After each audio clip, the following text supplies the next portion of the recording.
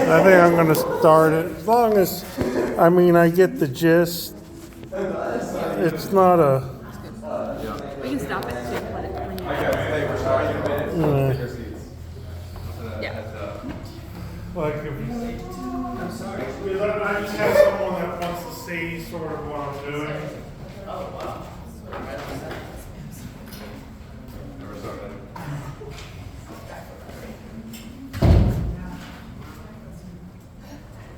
Okay, welcome back. This won't be as fun as we talked about running spandex, but That's a whistle, bro. Did you know there's a fire? Just wanted to see it. That's okay. Okay, Yeah, I lock guess it. I get walkie shows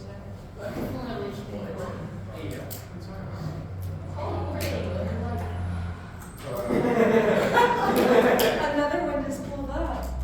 Yeah, there's several. That's a big old truck. There's a lot of firemen out there. We're just gonna stop it.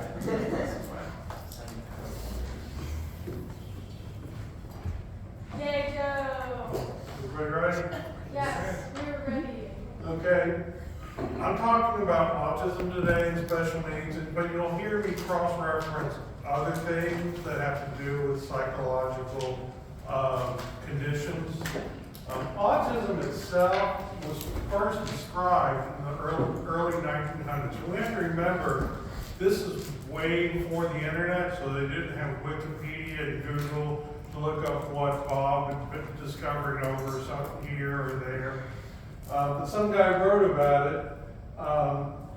Again, noticing, I'll reference mostly with children, but it was lumped as an offshoot of schizophrenia. Okay, because the behaviors, they only had empirical observations. But by the time we hit the 1970s, where I come in, it was moved from schizophrenia into developmental disabilities and mental retardation, which we're no longer allowed to say the second one. But again, still targeting kids. And then in the schools in the 70s and 80s when I was growing up, the only kids that were being diagnosed were those who found it interfering with their academics or it became socially disruptive. And usually it was more of a childhood maintenance. The medicine was, and the tools were maintenance, keep the kid from disrupting the class. So they usually drug them into a state of being a zombie. Personally, for me, I was born with hydrocephalus. And again, autism had just been separated from schizophrenia. Undiagnosed autistic people like me, because again, they weren't diagnosing the older people, and they were only diagnosing the people that showed certain empirical things. But these people end up being leaders and innovators in the field because we don't play by the rules. Nerds who stay at their desk, people who refuse to follow the program, they tend to be the outsiders because they don't fit into the box. A lot of them end up with poor or illegal or addictive coping mechanisms, which I'll talk about. Everybody has one or two of those in their family. This is my family tree. I mean, you can pick any one of those and I can point to you a family member who fits it. Growing up, people that loved me and cared for me would say, I would say, I'm different. I know I'm different. I don't know why, because again, I'm not diagnosed. They would say, you aren't different. You're just trying to be different, would be the common phrase. But the people who did love me would be glad to tell me I was different. Now, as I get older, and I don't know where to put this slide, but I know why the kids were running to class, because I made them uncomfortable. They weren't laughing with me, they were laughing at me because my behaviors were so peculiar. I would have troubles because I want to be in bands, churches, schools, clubs, all those different activities where people get together. And so I would go to them. And by 30 minutes, I wasn't able to stay. One of the biggest problems, like playing metal, is I would write these really cool songs, but then I'd only be able to practice 30 minutes before I was completely overwhelmed by the environment. So I spent 40 years thinking I was broken. In my 40s, family members started showing up with my unique characteristics. And hydrocephalus, which I pointed to earlier, is non-transferable. And I was diagnosed in my 50s. Basically what happened is my kids started getting diagnosed. And the doctor started saying, well, here's the reason we're giving them this diagnosis. And I started going, yeah, well, what's wrong with that? Because all those things that they were listing were describing my story. And that's how we came to realize I was on the spectrum. And work, COVID hit, my routines were thrown out the door, and I needed accommodations. Hindrances to diagnosis. One is unawareness of what it is. Again, I didn't even know what it was till I was in my 40s, and I was faced with it with family characteristics. Again, a lot of the negative stigmas. A lot of people still see it as a breakdown between mental retardation and schizophrenia. And that's the way the world looks at it, unless again you're confronted with it and you're forced to study it. And it was masked by other conditions like me. It was better to be labeled as brain damage than it would be to be labeled autistic. As far as if any you go into schools or any kind of social work, you face a lot of socioeconomic restraints. Our oldest child was told literally after a diagnosis from a doctor, he may be autistic at home, but he's not autistic at school. Because they didn't want to use the resources to accommodate his needs. So you're going to experience that. Most people don't know what autism is, again. Why do they behave this way? What are these meltdowns? So I tell people, instead of simply saying they are autistic and letting people decide, okay, are they Rain Man autistic or are they Down syndrome autistic? Because they don't know where all the invisible characteristics are causing the behaviors. So I tell them, let them know specifics. I don't like loud noises. I don't like crowds. If you start talking to me and all of you are running around, I'll start giving you a blank stare very quickly. It's a hidden disability. You can't physically see it. And one of the things that I saw in research is that the brain itself does not statistically look different than a non-autistic brain.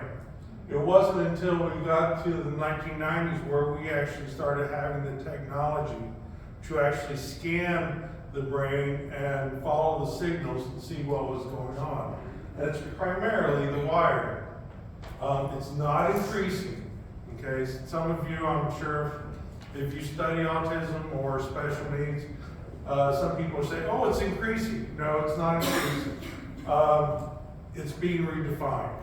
Again, it started out schizophrenia, turned to autism, PDD, NOS, Asperger's, etc. Now it's just thrown all on the spectrum. And the thing that they're finding now that we have more resources, things that flag men as ADHD, those same things in the brain show up in women who are known as OCD. So the brain may be doing something specific, it will manifest itself differently in different people. There's a growing awareness that beyond the simple mental deficiency and social sickness are being addressed, and people like me are finally getting diagnosed. I mean, that's why a lot of the increase. Oh, these people are autistic. In fact, but again, with the stigmas, when I realized I was autistic and I said it to my mom, the first thing that came out of my mom's mouth, don't tell anyone. Okay, because she still had that mentality. This is a political hot pot. You're also gonna hear probably more in the next 4 years, this old link. It came out of a paper that was fraudulent, but it tickled people's ears. And it's sort of like vitamin C. There's no reason to think vitamin C fights the cold. And vitamin A helping the eyes had to do with World War II and them trying to trick the Japanese. Diagnosed labels don't change who I am. Medicine and therapy don't mean we failed. It just gives me technical terms to explain what's going on. And I told one person, well, 25 years ago I was diagnosed with ADHD. I said, yeah, the medical Bible that pushes where autism is probably will give you a new diagnosis. So your diagnosis is not a fail-safe proof. It's just something to help you figure out where you go from here. So, and learning I was autistic did not turn me into super autism boy. All of a sudden I get a diagnosis and then all of a sudden the traits appear. No, I've always been this way. I just have words for it now. It means that I understand who I am and that I'm simply not broken. Okay? Parents will ask, do we tell our kids? Or the teachers say, do we mention this to the parent? You know, the kids know they're different.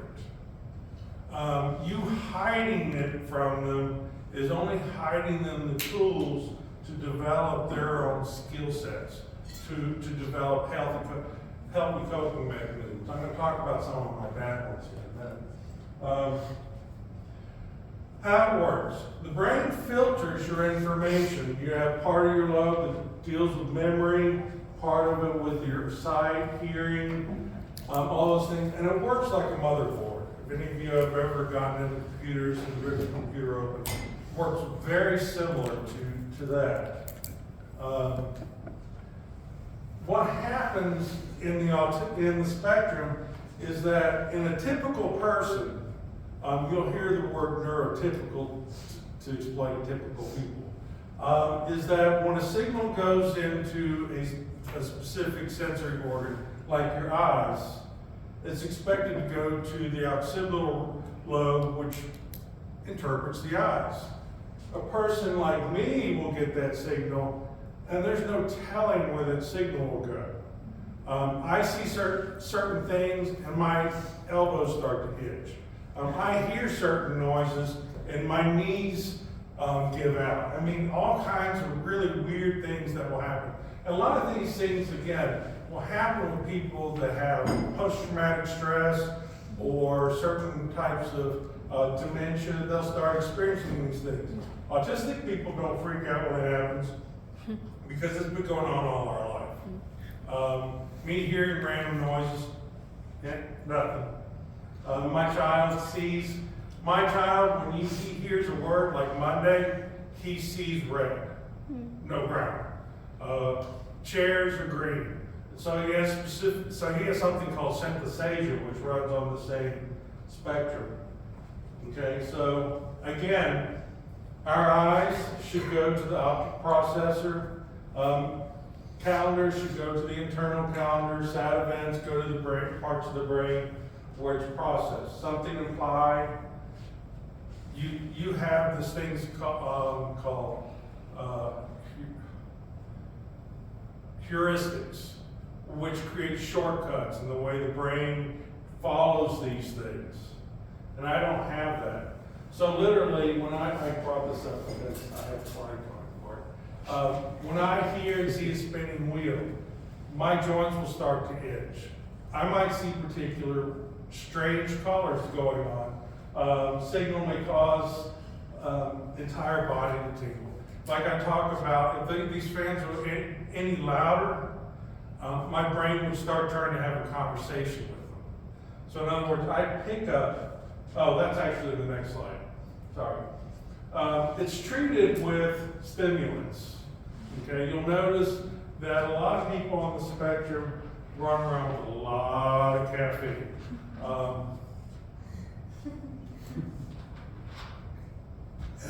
And Ritalin and Focalin are your stimulants. And you'll hear the phrase, if they're doing something self-medicating, you'll hear the phrase, it helps make everything make sense. I mean, cocaine that happens a lot. People will say, this helps me make everything make sense. I'm not addicted to the high, it just puts things together. Because what happens with these stimulants is theoretically, it agitates the part of the brain that starts organizing the data. That's why they give it to ADHD. It's supposed to take that brain and say, hey, here, sort everything out. What it's not doing is telling where the signals to go. So the brain can actually do something really wonky. And it does not fix it. Taking more can cause body aches, headaches, kill you, some other small side effects. The second thing that the brain does is this thing called gating. What you don't realize is how many signals your brain is taking in right now with everyone who's if you've popped a bottle or your knuckles or the fan spinning's catching my attention. Fortunately, these fluorescent lights again aren't too loud for me. My brain doesn't filter those things out. Okay? Like, let me go to the next slide. When you see a person in a crowd, if your brain is able to gauge your signals, you're able to see that person. Okay? And you can hear them say, hey, I'm Bob. And you'll filter out all the bad noise, all the singing in the background.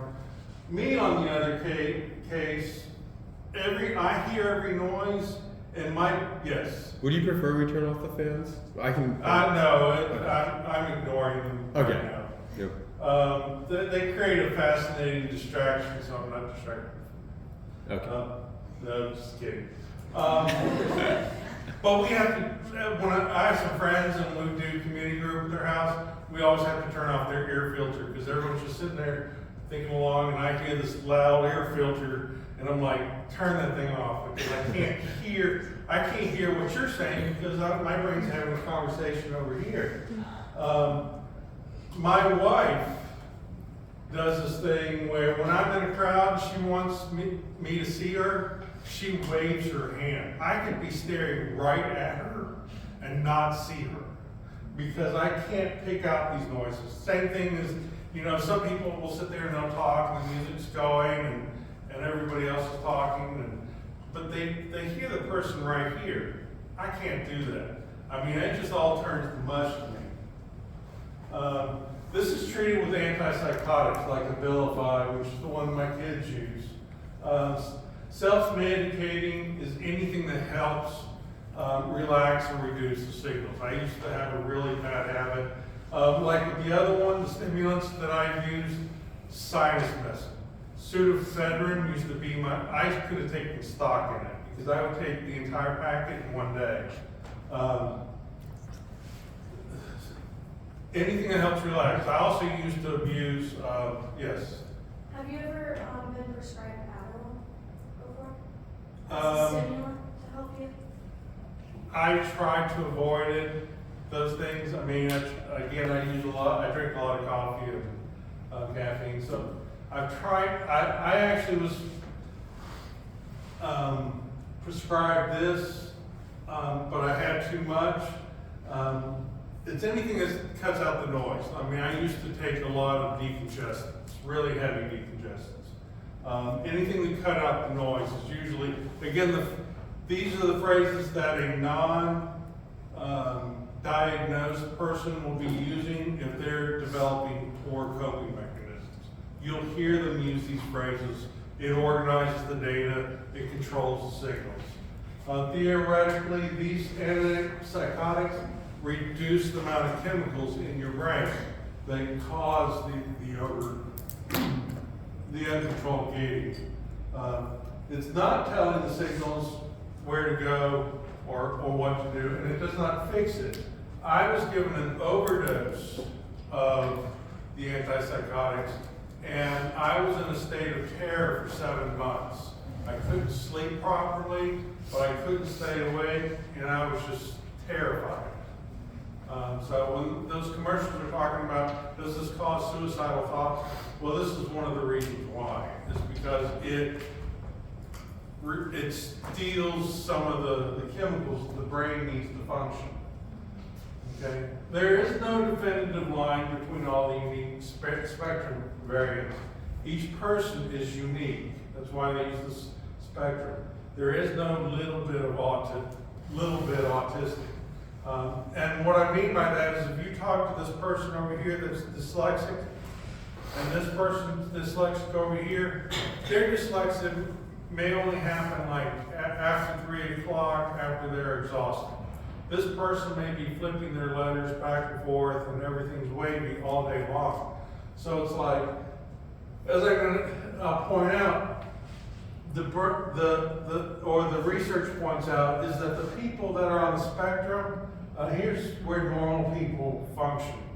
The people on the spectrum, things are breaking down, but they're not breaking down consistently between individuals.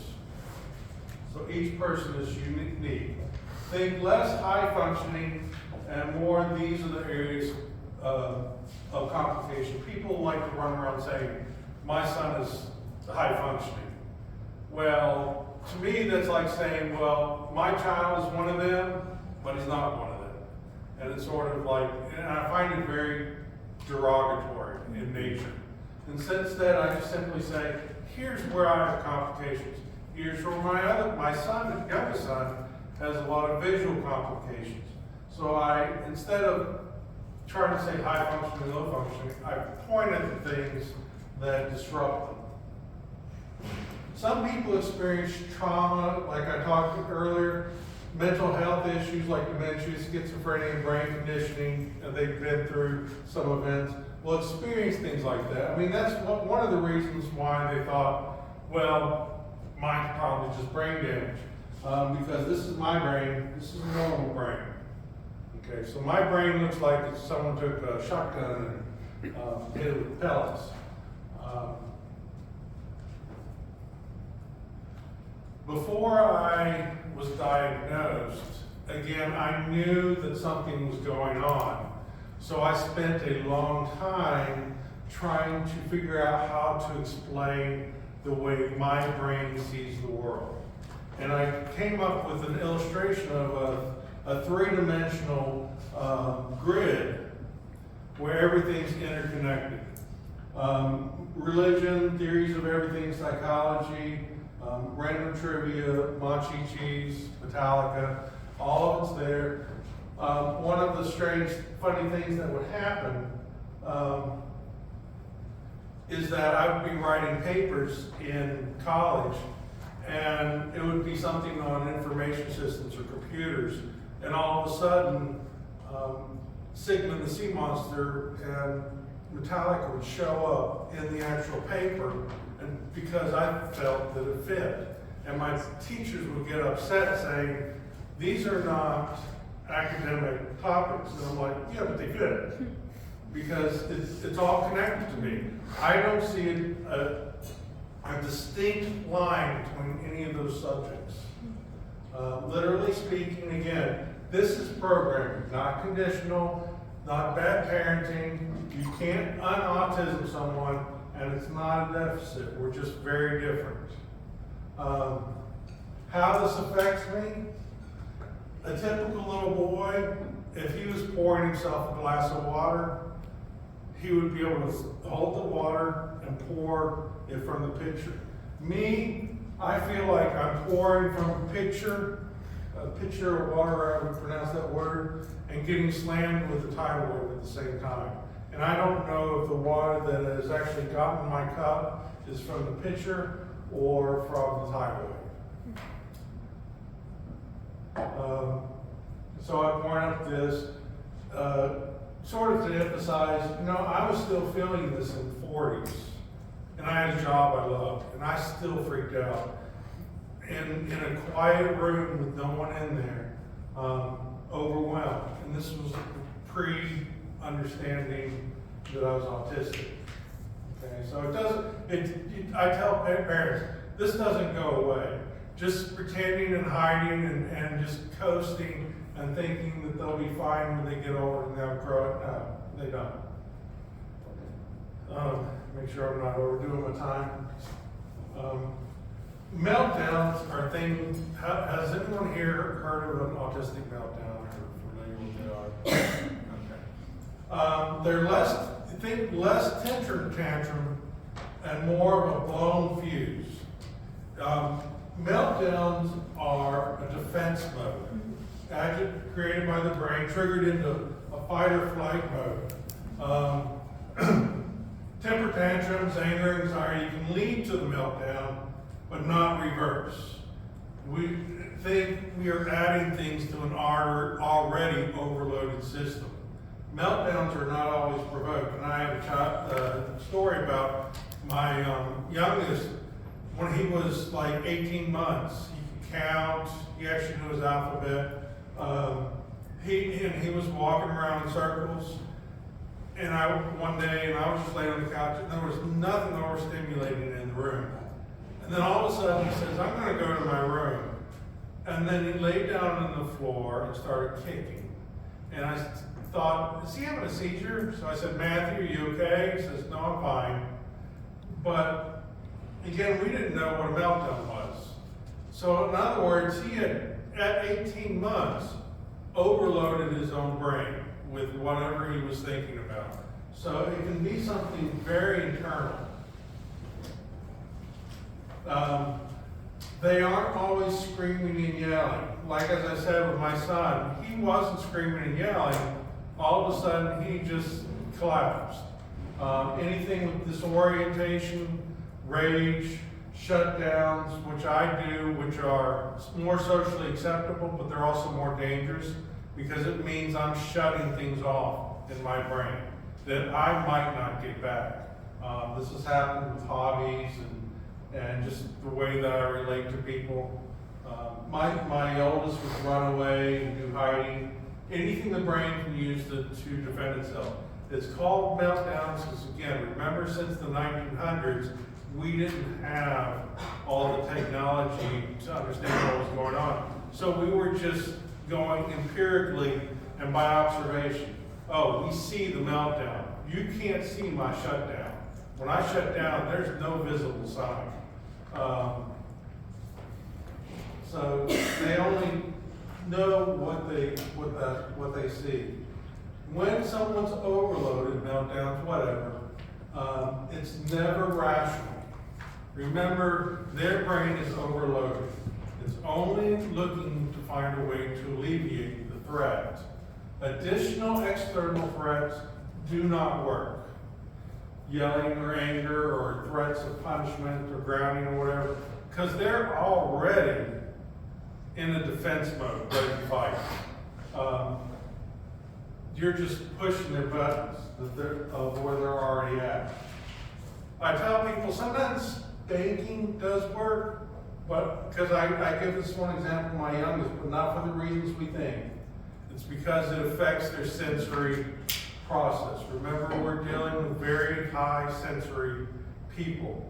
And when you do things to them that affect their senses, it can affect the way they respond to us.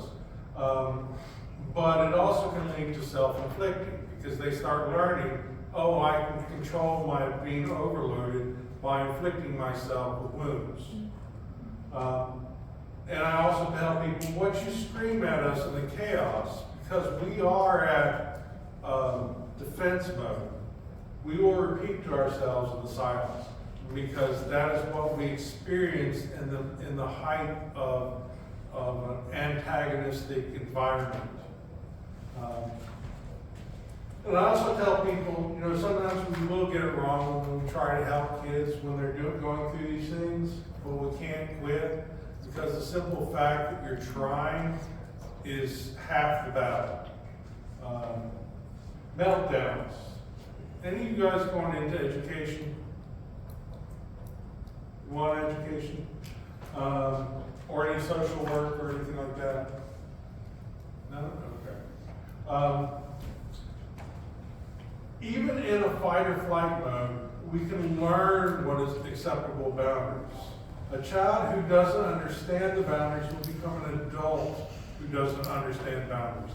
And we've seen that over the years when people are triggered or pushed into a state where they're overloaded. Because normal people can get overloaded. The thing I tell people is I need to learn how to crash my truck without destroying things, people, or opportunity. We can't fix it. Okay, I still have meltdowns. In fact, if I hear certain noises, you'll still hear me on occasion scream at somebody, or scream out. I try not to scream at people. I've learned I have to learn what I'm doing. I have to learn how to manage it using healthy coping mechanisms. Okay, again, I know people who have used alcohol to try to cope with it. They've used other kinds of illicit materials. Some just get angry. The thing that I taught my children is I like to use Philippians 4:8, and I tell them to practice controlling their thoughts. And the thing that I will point to is like, which I'll get to in a minute. We have to learn what's okay. Yelling's okay. Being verbally abusive is not. Jumping around is okay. Breaking things is not. Moving around okay. Hitting people is not. They have to be taught these things when it's calm. I have to learn to control my brain. It's like when I did the business speech. You know, I have to put things in practice. I have to build the foundation of the building before I build the building. If you try to build the building first and then lay the foundation, lots of issues. Same thing with learning how to control yourself in the midst of meltdown. You're not going to sit there in the middle of the meltdown and think, oh, well, now's a good time to go read a positive thinking book. You're not. The only thing you have to use at that moment are the tools you have been taught. And then you have to reinforce it when they melt down or overload. Like my children have learned that you don't attack people. Okay? You don't break things. And my child had an unbelievable meltdown one day over math. I mean, it was just rage after rage. And he wanted to start banging his head on the wall, and I pulled him away from the wall. And then he started screaming at his teacher, because he's homeschooled. And I said, no, you're not going to do that. You yell all you want, how much you hate it. If you need to pepper it with all your language you've seen from Tenacious D, fine, I can handle that. But you're not going to scream at the teacher. And then we talk about it after he's done, after the meltdown goes away. Also, one thing about meltdowns, and this is not a slide in here, but it's an important one.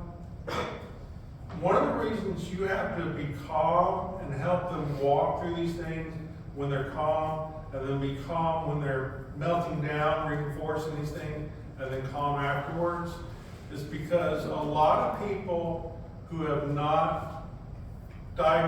not diagnosed autistic, no one's helped them through their rage or their temper tantrum.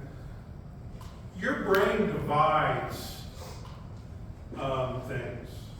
Like when you're happy, you know how to notice when you're happy, the only thing you see is happy things. When you get depressed or melancholy, does your brain start bringing up pretty flowers? No, not unless they're dying. And when you're angry, the same thing. The only thing happy about puppies is imagining, well, I'm not going to but you get it. The brain does divide things. And that's the same thing's happening in an autistic person with their meltdown. Most autistic people, when they're calm, don't see this. They don't realize they're doing this. And the person, when they're here, doesn't realize, oh, I can move back here. And you have to teach them that they're doing this. They have to understand it's a reality. Yes? So I have a friend when she has autism, and when she's overstimulated, there's a word that teachers for disabilities use, but I forgot the word. It's like they do something with their hands, so like for them to hyper focus on that. What is that word called?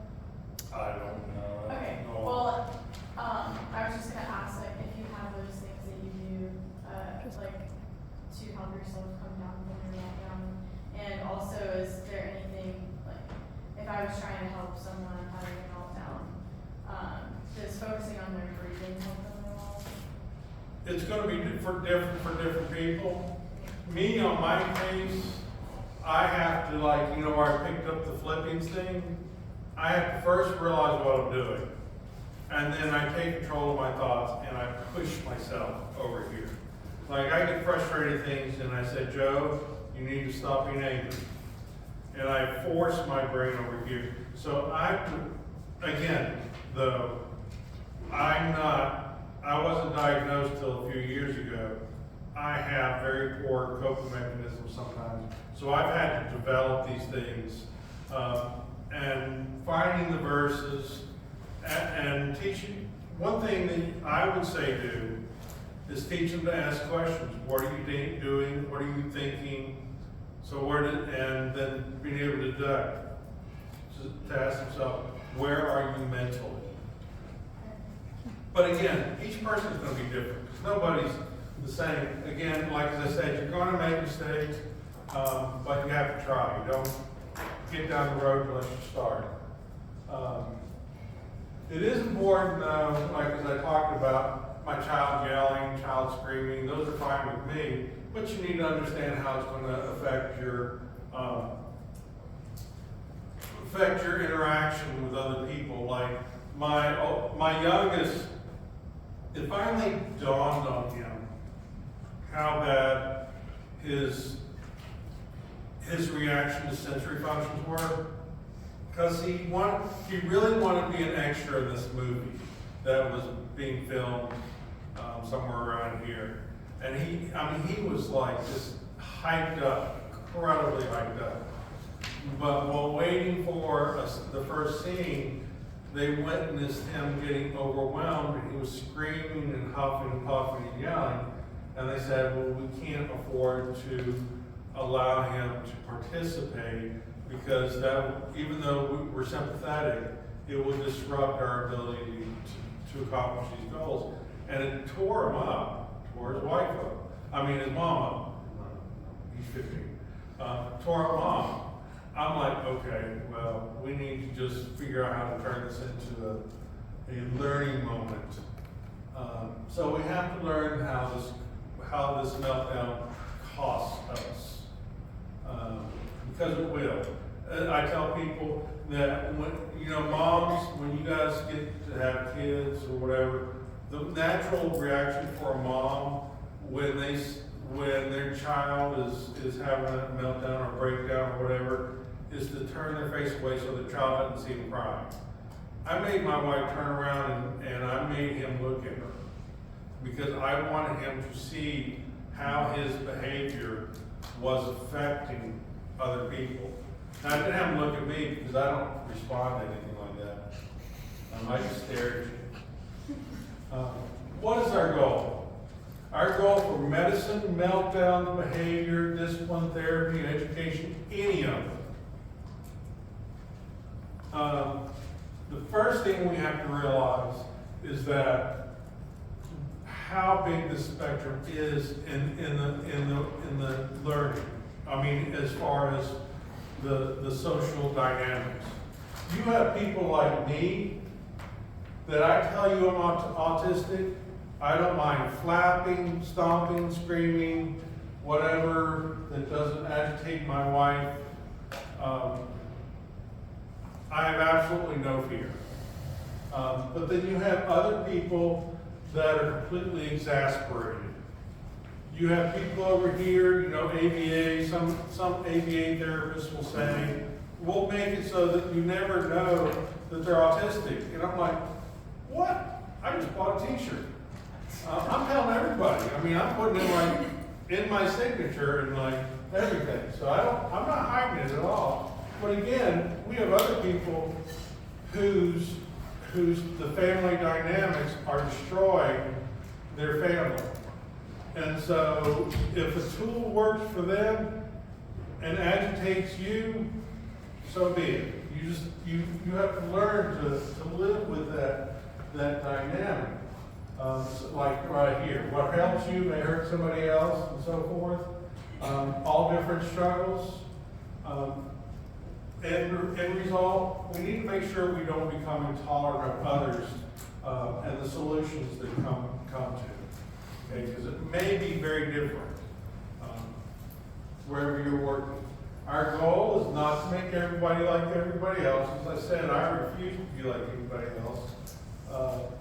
Trying to make this fit in a box, I tell people I don't even know where the box is, and I don't even try anymore. And we're not trying to make sure we do everything like everybody else. In fact, it's more profitable to teach them to do it differently. And I'll talk about it. And take obstacles completely away. Our obstacles are also our opportunities. So look at obstacles that way. Our obstacles allow us to address something or to figure out new ways to do it. Any goal that we have is maximizing the things that make us unique, learning to navigate the environments, and knowing how to address our deficiencies, and if possible, turn them into strongholds. Strengths, not strongholds, and tools.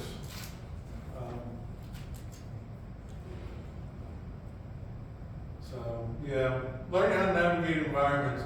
This is like in my work, I had a secretary, this is before I knew I was autistic, but she understood my characteristics. And I work in sort of an admin office that controls the data. We're data miners in my office. And she would sit there and she would tell me, Joe, you may know this person coming in. You may have a friendship and eat with them. When they come in, don't talk to them. Because there'll be like some bigwig powwow going on in our office. So I was fortunate. I had a gatekeeper that was able to help me navigate. When she retired, that was one of the reasons I actually got a diagnosis, because I needed the accommodations. There's a difference between having something that we can't do and something that's just difficult. Again, like I talked about the obstacles. Johnny is not getting up those steps. Okay, these other guys, they eventually will be able to get up these steps. But again, I have a friend who has MS, who can't walk, and he's actually developed a ramp that will work on these. So you can't uncondition someone out of it. And here's the whole balance between measuring, does this accommodate, how do we accommodate, how do we overcome something, and when do we know the difference? I talk about there are things that we can't do, and we can't expect others to suffer because of it. Like, I can't do crowds, I don't like parties, I don't like any of that. If my wife wants to go, okay, I can't sit there and say, well, you can't go because I can't go. I have to realize my limitations, or if I need to go to the party and wear big earmuffs, I don't care. So I need to know if I need to accommodate or overcome. But a lot of times, that's where the innovation comes in. Like I said, my friend with MS, developing his own ramp. So how I learned. As I said, like way back when at the beginning, A goes to the the one signal goes to the part of the brain. Well, learning works the same way. Most people will go from math 1 to math 2 to math 3, and they'll go through a subject process. If you're talking about sociology, you stay on sociology. Like as I said with my academic papers, throwing in Kajagoogoo in with social dynamics, they don't know where it fits. In my head it does, because what I'm doing is I'm taking all those subjects and just putting it in a bucket. Like as I said with my 3-dimensional grid, it's just all sitting there, and it's not organized. Again, math 1, math 2, math 3, English 1, 2, 3. And so I come up with the weird and peculiar things. Like as I talked about last time in the business thing, I mean, that's where some of my ideas came from, and why one of them ended up being successful is I was able to take this, and this, and I combined them, and it worked. It also means that my learning something at first is always going to be slow. Because I can't go through step by step. I'm pulling all this information, but then somewhere down the line, I'm going to be able to look in that bucket, and I'm going to be able to make not only brilliant connections, but innovative connections. Because again, I'm able to pull things from things that a typical person is not going to see. That's where, like you read about Einstein talking about, well, where'd you come up with the theory of relativity? I was thinking about trays. Also, how this will affect me, okay, in communication, people don't realize that when you communicate, you're utilizing your entire brain. And so everything needs to be able to flow back and forth seamlessly, so when I hear you speak, I'm able to interpret and I'm able to convey it back. What happens to people like me is I hear it, and it goes into this big collage of information, and I can't read body language. My wife and I have a funny story that when I first met her, she hated my guts for years because I would do things to step on her toes. Again, I can't read social clues. I would just trample on everything. And then I left, and then when I came back, if I'd known she hated me, I wouldn't have talked to her, but see, I couldn't read her facial expressions. I hope to communicate something back correctly. Again, my academic classes, the teacher would constantly say, you know, the things that in the illustrations that you're giving have nothing to do with what we're talking about. I mean, I heard that many times. But eventually, I would move into shutdown mode where I just didn't talk. And I just stared at people, and that usually frustrated them even more. Another way it affects me, I talked about I can't read facial expressions.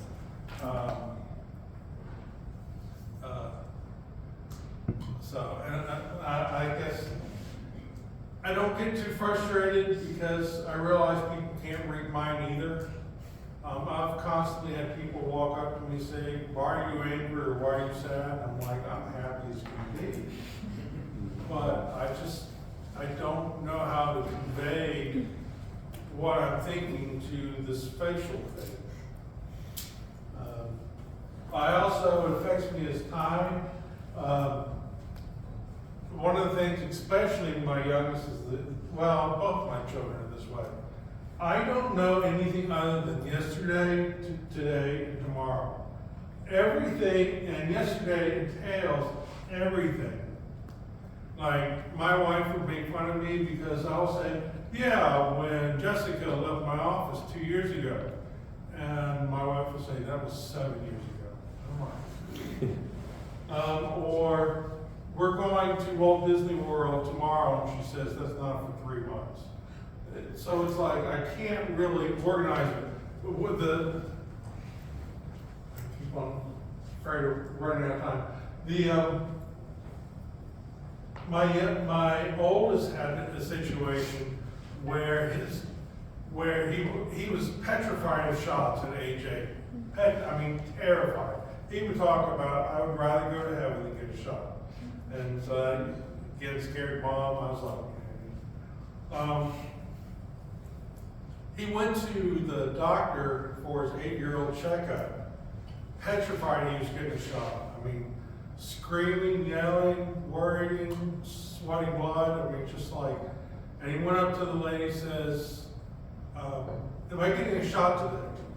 And she said, how old are you? I'm 8. And then she says, oh, you're not getting a shot till you're 11. Well, that's great if you can parse out 3 years and understand what 3 years is. To someone who understands things like this, he's turning 11 tomorrow. And he was turning 11 tomorrow for 3 years. So understanding that what a typical person will take for granted as far as timelines, it doesn't function with us. What I do is time benchmarks. After the semester, I'll think after the semester final, which happens after spring break. And so I can sort of organize them. Then we have things like the next Spider-Verse movie, which keeps getting moved and makes someone was very upset because we're trying to organize things and our objects keep moving. Yeah, I do have a lot of things where I ask myself, did I have long hair? Was I in the band? Or what did I just record? And I use those things to say, okay, well then I probably made that around this time period. Examples in classroom. I should just hear the teacher talking. Like, you guys should just hear me and take everything I'm saying.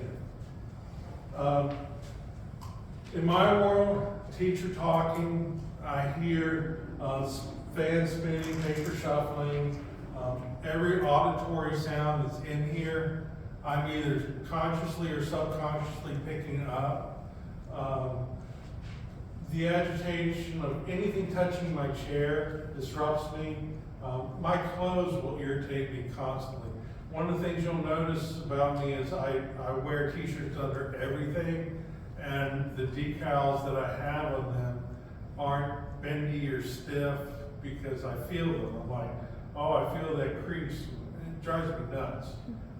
So all the smells of the room will interfere. Again, going way back to the beginning when I started talking about meltdowns and overloads, there are things that we're subconsciously still picking up, and they will eventually lead to a meltdown, even though I may not even realize it's irritating me at the moment. That has happened quite a bit. So, and another place it affects me is I have trouble creating stopping points. One of the things, again, you guys are going to be teachers, so you're not going to experience this, but one of the things that happened to like a student I was mentoring is the teacher, he was drawing a picture. The teacher wanted him to do something else, so she took the picture out of his hand before it was done. And then he threatened her with a pencil. Because it completely just sent him straight into the overload. He's just not even working his way there. So need to make sure that they are at a stopping point they are comfortable with. And sometimes it's a give and take. Another way it affects me, instruction procedures and all those things, I can't process them. You give me over 2 steps and I'm lost. Absolutely lost. I can't remember them. I don't handle stress well. Communication becomes hard. I'll start to stutter my words and I'll just stop talking. Can't read or focus. Punishment and reward models also affect me because again, These are metrics that are ambiguous. You did a good job, you did a bad job. Well, what do all those things mean? They're arbitrary to someone like me. So I used to think grades were sort of funny. I mean, there was a game to get a particular grade. So what we've done, like with our children, is we've moved towards, let's look at our goal. What is the goal that we want? Okay? And then we want to take everything we have learned up until this point and to utilize and to create that goal. And the example I like to give is the difference between Monopoly and Mario. In Monopoly, there are set rules you have to work by. This is the way the world functions. That even if you make up your rules, everybody has to follow the same rules or the game breaks down. In the world of Mario, the only limits are the limits which the environment creates. You actually are rewarded for experimenting with the rules and breaking them. You can even go and find cheat codes. So I tell people, teach people like me, show me what the goal is. Teach me how all the symbols and whatever else I gotta mess with are, and then let me break it. CCIT can tell you all kinds of stories about things that break. And mistakes are the learning process.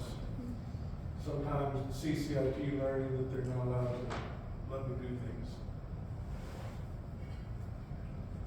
It is important to learn the rules.